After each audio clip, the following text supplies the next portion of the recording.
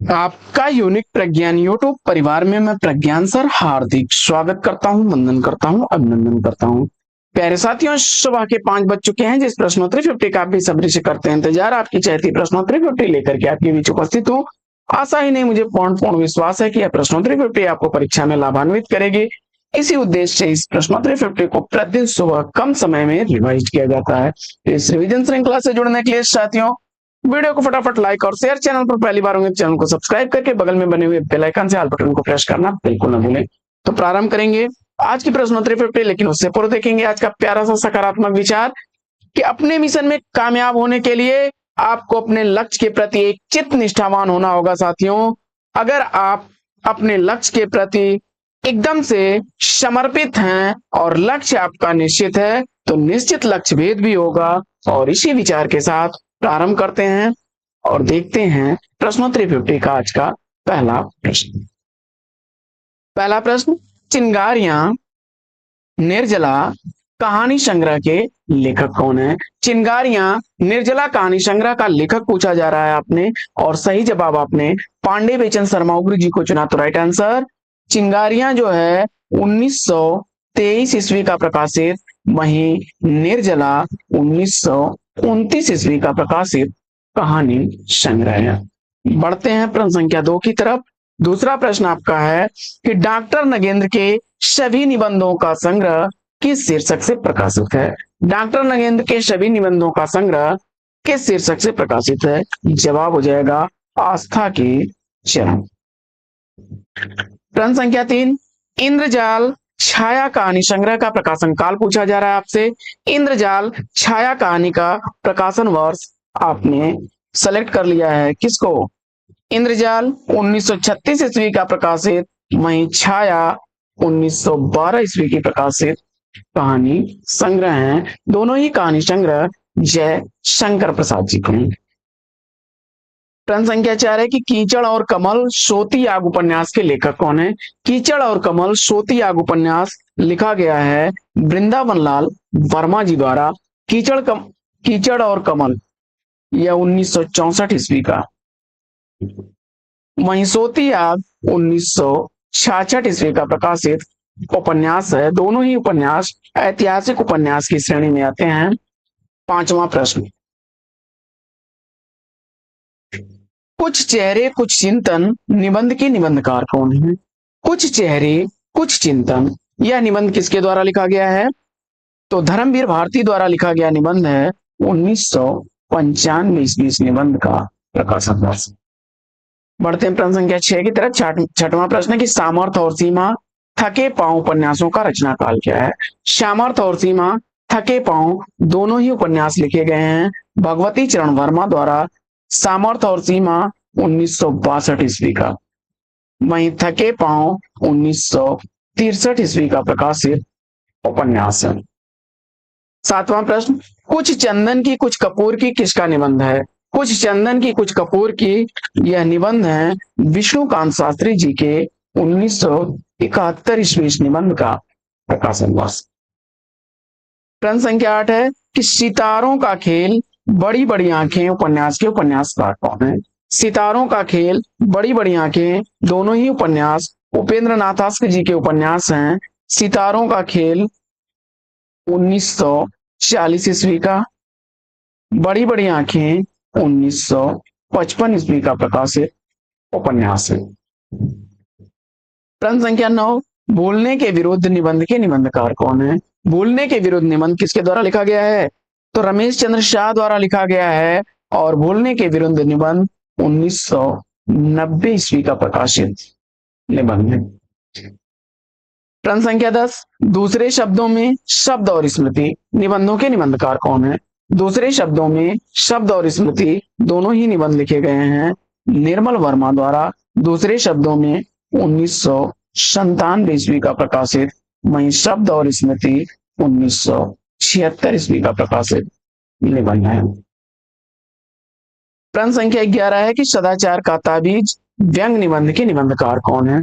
सदाचार का ताबीज व्यंग निबंध लिखा गया है हरिशंकर परसाई द्वारा। सदाचार का ताबीज 1967 ईस्वी का प्रकाशित निबंध है। 12वां प्रश्न, रक्षाबंधन कहानी के लेखक कौन है? रक्षाबंधन कहानी का लेखक पूछा जा रहा है। रक्षाबंधन कहानी विश्वंभर नाथ शर्मा कौशिक की है। पर्दे की रानी, प्रेम और छाया, इन उपन्यासों के लेखक कौन है? तो इला चंद्र जोशी द्वारा लिखे गए उपन्यास हैं पर्दे की रानी उपन्यास 1942 ईस्वी का प्रकाशित, वहीं प्रेम और छाया 1944 ईस्वी का प्रकाशित उपन्यास है। प्रश्न संख्या 14 है कि जहर ठहरा हुआ कहानी की लेखिका कौन? जहर ठहरा हुआ कहानी चित्रा मुदगल द्वारा लिखी गई 1980 ईस्वी की प्रकाशित कहानी है। 15वां प्रश्न है कि रोड़े और पत्थर उपन्यास के उपन्यासकार कौन है? रोड़े और पत्थर उपन्यास का उपन्यासकार पूछा जा रहा है आपसे। जवाब हो जाएगा डॉक्टर देवराज, 1958 ईस्वी प्रकाशन वर्ष से। आगे बढ़ते हैं और देखते हैं अगला प्रश्न संख्या 16 है कि अंधे मोड़ से आगे कहानी के कहानीकार कौन है? अंधे मोड़ से आगे कहानी का कहानीकार राजी सेठ हैं, 1979 ईस्वी प्रकाशन वर्ष है इस कहानी का। प्रश्न संख्या 17 है कि अंतःस्थल गद्य काव्य के रचनाकार कौन है? अंतःस्थल गद्य काव्य चतुरसेन शास्त्री द्वारा लिखा गया 1921 ईस्वी का प्रकाशित गद्य काव्य है। 18वां प्रश्न है कि सलाखों के पीछे कहानी की लेखिका कौन है? सलाखों के पीछे कहानी चंद्रकांता द्वारा लिखी गई 1975 ईस्वी की है। नेह के नाते अनेक संस्मरण के लेखक कौन है? नेह के नाते अनेक संस्मरण लिखा गया है कृष्ण बिहारी मिश्र द्वारा 2002 ईस्वी का प्रकाशन वर्ष। 20वां प्रश्न है कि बिखरे मोती कहानी संग्रह की लेखिका कौन है?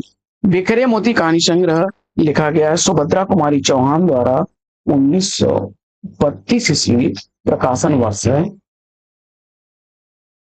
प्रश्न संख्या 21 है कि कोबर की शर्त उपन्यास के लेखक कौन है?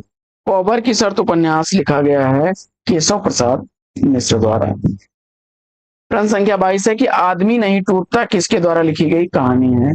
आदमी नहीं टूटता यह कहानी अखिलेश द्वारा लिखी गई है। प्रश्न संख्या 23 है कि जोखू जंगी प्रेमचंद के किस कहानी के पात्र हैं? जोखू जंगी प्रेमचंद द्वारा लिखे गए ठाकुर का कुआं कहानी के पात्र हैं। 24वां प्रश्न है कि सबसे बड़ा सुख कहानी का प्रकाशन काल क्या है? सबसे बड़ा सुख कहानी मोहनदास नैमिषराय की है, कथालोक में प्रकाशित हुई 1978 ईस्वी की। केसर कस्तूरी कहानी के लेखक कौन है? केसर कस्तूरी कहानी शिवमूर्ति द्वारा लिखी गई 1991 ईस्वी की प्रकाशित कहानी है। 26वां प्रश्न है कि प्रयोग कलात्मक अनुभव का क्षण है किसका कथन है? प्रयोग कलात्मक अनुभव का क्षण है यह कथन रघुवीर सहाय का। मिट्टी की सौगंध के लेखक कौन है? मिट्टी की सौगंध प्रेम कपाड़िया द्वारा लिखी गई 1995 ईस्वी की प्रकाशित रचना है। प्रश्न संख्या 28 है कि अनकहनी भी कुछ कहनी है इसकी रचना है। अनकहनी भी कुछ कहनी है यह रचना वासुदेव सिंह त्रिलोचन की है 1986 ईस्वी इस कहानी का प्रकाशन है। भय कबीर उदास उपन्यास की लेखिका कौन है? भय कबीर उदास यह उपन्यास किसने लिखा है? तो उषा प्रियमवदा द्वारा लिखा गया 2007 ईस्वी का प्रकाशित उपन्यास। प्रश्न संख्या 30 है कि पिघलते पत्थर मुक्तक काव्य के रचनाकार कौन है? पिघलते पत्थर मुक्तक काव्य रांगे राघव की रचना है 1946 ईस्वी से रचना का प्रकाशन वर्ष। प्रश्न संख्या 31 है कि परछाइयों के पीछे उपन्यास की लेखिका कौन है? परछाइयों के पीछे उपन्यास की लेखिका शशि प्रभा शास्त्री हैं 1979 ईस्वी का प्रकाशन वर्ष है। प्रश्न संख्या 32 है कि शिवमंगल सिंह सुमन का प्रथम काव्य संग्रह कौन सा है? शिवमंगल सिंह सुमन का प्रथम काव्य संग्रह हिल्लोल है 1939 ईस्वी का प्रकाशन वर्ष। अगला प्रश्न है कि नई रोशनी का विष नाटक के नाटककार कौन है? नई रोशनी का विष नाटक लिखा गया है बालकृष्ण भट्ट द्वारा 1984 ईस्वी का प्रकाशन वर्ष है। प्रश्न संख्या 34 है कि कौन कवि संस्कृत और मैथिली में रचनाएं यात्री उपनाम से लिखे थे? वे कौन से कवि हैं जो संस्कृत और मैथिली में रचनाएं यात्री उपनाम से करते थे? जवाब हो जाएगा वैद्यनाथ मिश्र, जिन्हें नागार्जुन के नाम से भी जाना जाता है।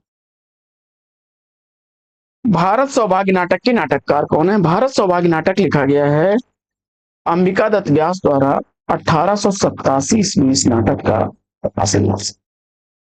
36वां प्रश्न की अयोध्या का उद्धार काव्य कृति के रचनाकार कौन है?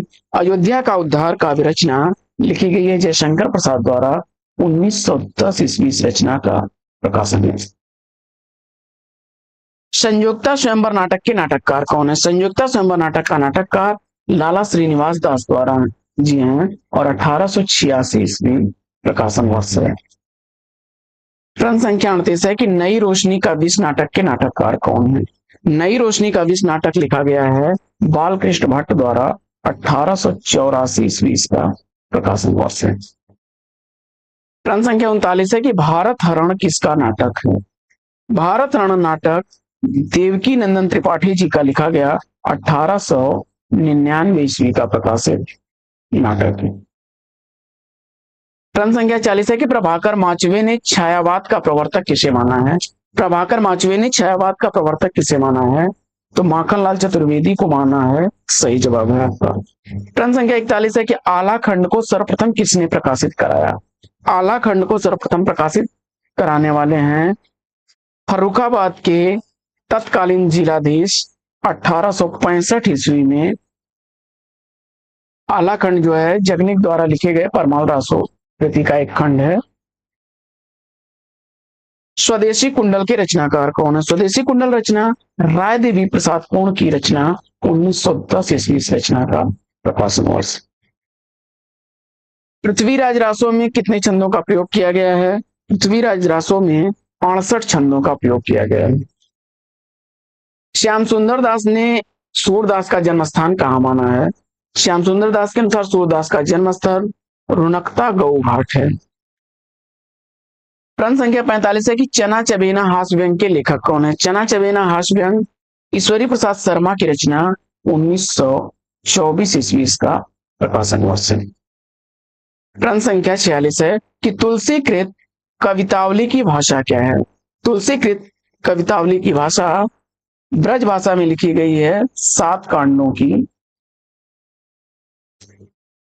अगला प्रश्न है कि प्रवासी के गीत किसकी रचना है? प्रवासी के गीत नरेंद्र शर्मा की रचना है 1938 ईस्वी का प्रकाशन वर्ष। भक्ति आंदोलन को लोक जागरण की संज्ञा किसने दी है? तो भक्ति आंदोलन को लोक जागरण की संज्ञा हजारी प्रसाद द्विवेदी जी ने। इस्लामी आंदोलन की प्रतिक्रिया भक्ति आंदोलन के उदय का कारण किसने माना? इस्लामी आंदोलन की प्रतिक्रिया भक्ति आंदोलन के उदय का कारण मानने वाले आचार्य रामचंद्र शुक्ल जी। 50वां प्रश्न है कि भक्ति आंदोलन के उदय का कारण भारतीय चिंतन धारा का स्वाभाविक विकास किसने माना है?